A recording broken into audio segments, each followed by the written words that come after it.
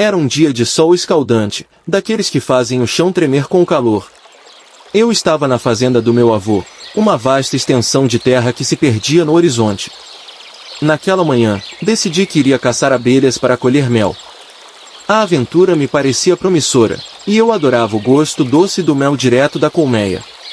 Peguei meu chapéu de palha, uma vara comprida e um balde e me embrenhei na mata. Andei por um bom tempo até encontrar uma colmeia. Trabalhei com cuidado, evitando os ferrões furiosos das abelhas. Após uma boa colheita, ouvi ao longe o som familiar do gado indo para o açude beber água. Foi então que uma ideia me passou pela cabeça: pregar uma peça no velho boi mansinho, aquele que sempre andava mais devagar que os outros. Subi em uma árvore próxima ao caminho que o gado fazia para chegar ao açude.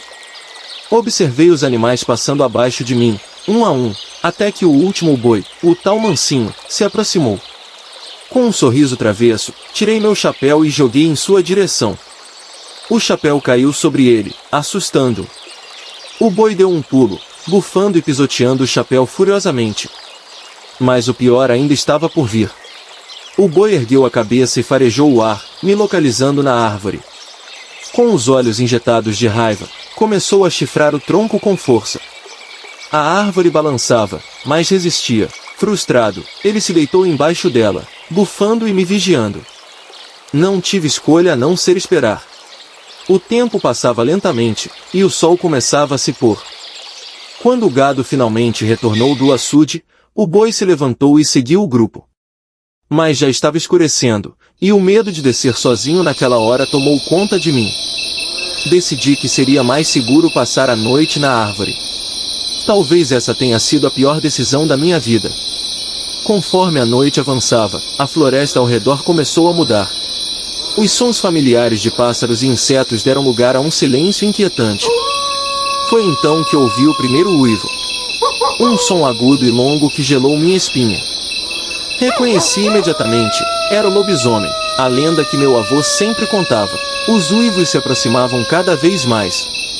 Olhei ao redor, tentando ver algo através da escuridão, mas a lua estava encoberta pelas nuvens. De repente, um movimento rápido chamou minha atenção. Algo grande e ágil passava entre as árvores. Meu coração batia tão forte que parecia ecoar na noite silenciosa. O lobisomem apareceu sob a luz pálida da lua que havia se revelado por um momento.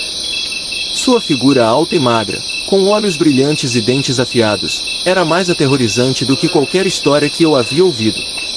Ele farejava o ar, procurando sua vítima. Minha respiração ficou pesada, e tentei não fazer nenhum movimento brusco. Mas o lobisomem era astuto. Lentamente, ele começou a se aproximar da árvore onde eu estava.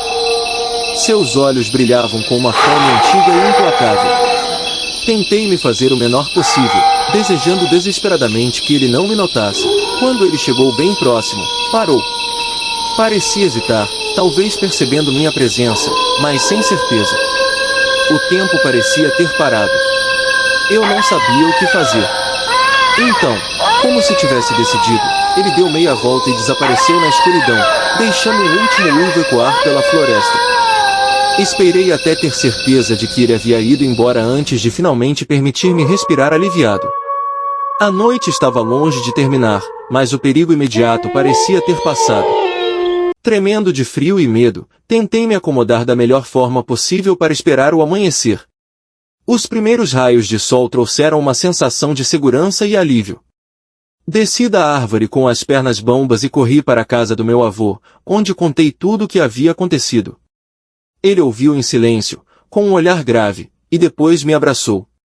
Você teve sorte, menino, disse ele com uma voz rouca. O lobisomem não é só uma história para assustar crianças. Ele caça de verdade. Mas algo no olhar do meu avô me dizia que ele sabia mais do que estava contando. Nos dias que se seguiram, ouvi relatos de desaparecimentos misteriosos de animais e pessoas.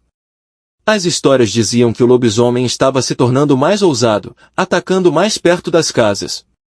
Uma noite, decidi que precisava descobrir mais sobre essa criatura. Armado com uma lanterna e um velho rifle de caça do meu avô, voltei à mesma árvore onde tudo havia começado. Esperei pacientemente, a ansiedade e o medo me consumia, mas a determinação era mais forte. Horas passadas sem nenhum sinal da criatura. Eu já estava começando a pensar que talvez tivesse sido apenas um pesadelo, quando ouvi novamente aquele uivo aterrorizante. Ele estava mais próximo desta vez. A luz da lua cheia iluminou a clareira e, de repente, lá estava ele, emergindo das sombras. Ergui o rifle com as mãos trêmulas, tentando manter a calma. O lobisomem parou e olhou diretamente para mim, seus olhos brilhando com uma inteligência cruel.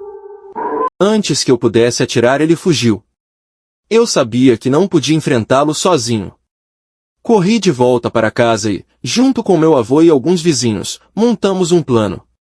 Usamos iscas e armadilhas, atraindo a criatura para uma emboscada. Na noite seguinte, armados e prontos, aguardamos.